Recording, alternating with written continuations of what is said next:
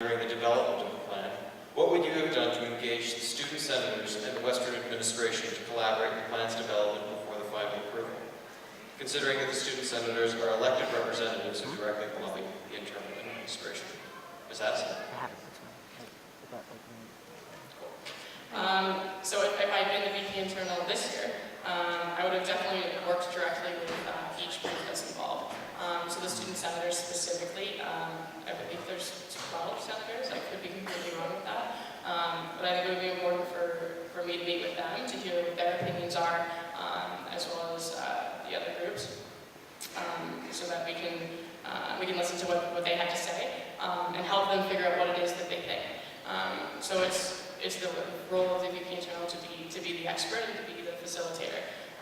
So something with the senators specifically, it would be my role to help them facilitate a discussion and grow their understanding about it so that they can go to the Senate and have informed questions, informed understanding, and be able to really speak up for students. So that would also come through with things like the Senator's Tea that they do, helping work with them to make sure that they're asking students questions, getting feedback from students, so that when they come to the Senate meeting, maybe we can work so that rather than having students protest, we have them directly involved in the process up front. Mr. Benac? Actually, the sitting VP internal, Sam, actually did meet with student senators in the lead up to the implementation of the strategic plan and fulfilled a role that was very similar to what Emily just outlined. And as Vice President internal, had I been working with student senators during the drafting of the strategic plan, I would have done something very similar.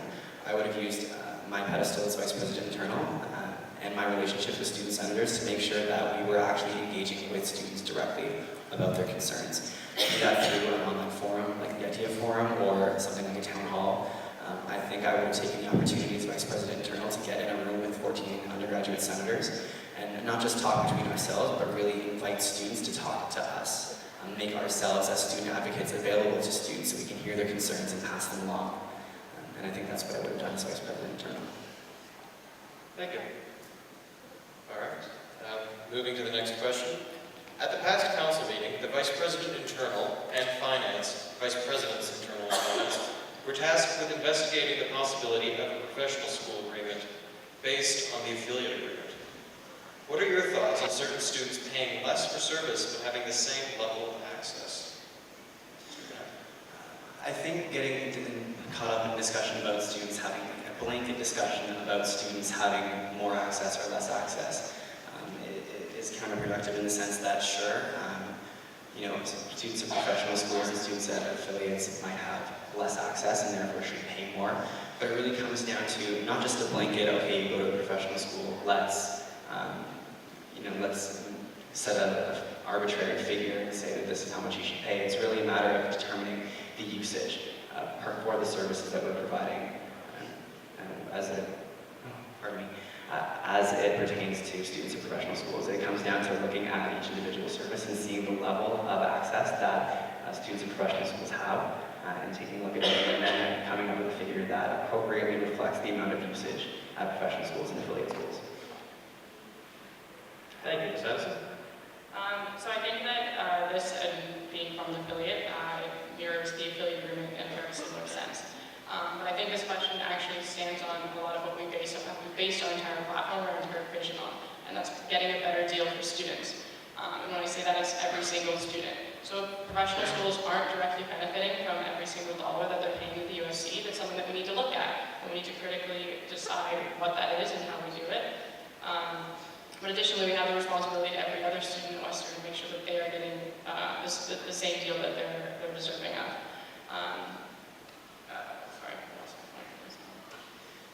Yeah, so it's really it's about being fair on both sides, and I also want to just mention that Jen was one of the strong proponents of someone who spoke about the process at the council meeting.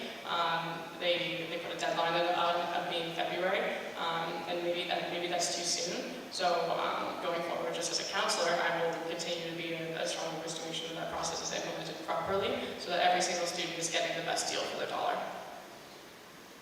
Thank you. Okay, moving to the final question that I have submitted here. The issue of the Social Science Donation Fund has highlighted an important struggle on campus. The demand for sports services is growing, but funding for them is not. How do you plan on ensuring that students receive all that they need to be successful while staying true to the principle of fair cost sharing? Ms. Addison? I'll quickly discuss two of our team advocacy points. First, the student donation fund, and second, the student fee review. So in terms of the student donation fund, the USC's role I really see it being as an educational piece for every faculty council. I believe that every faculty council should have the ability to decide how their student donation fund is administered, but I think it's the responsibility of the USC to make sure that they're doing so in the most informed manner.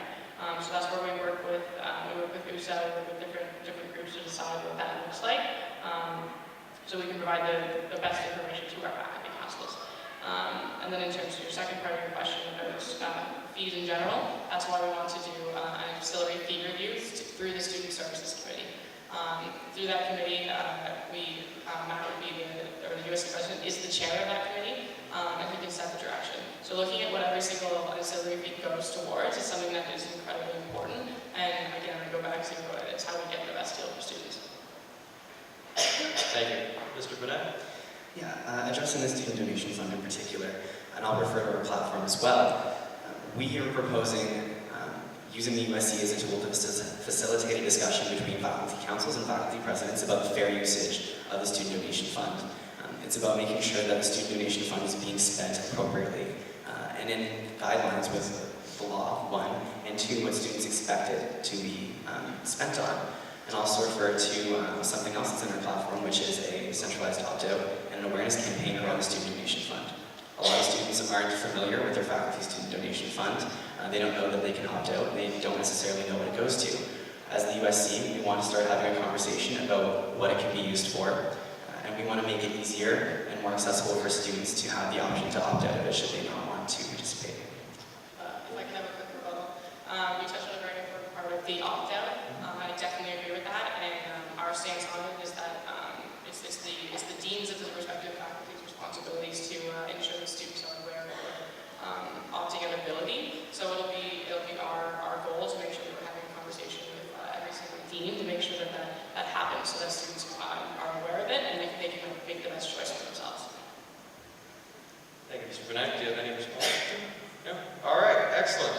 So unless there are any other questions to be submitted from the audience, seeing as there are none, I'd like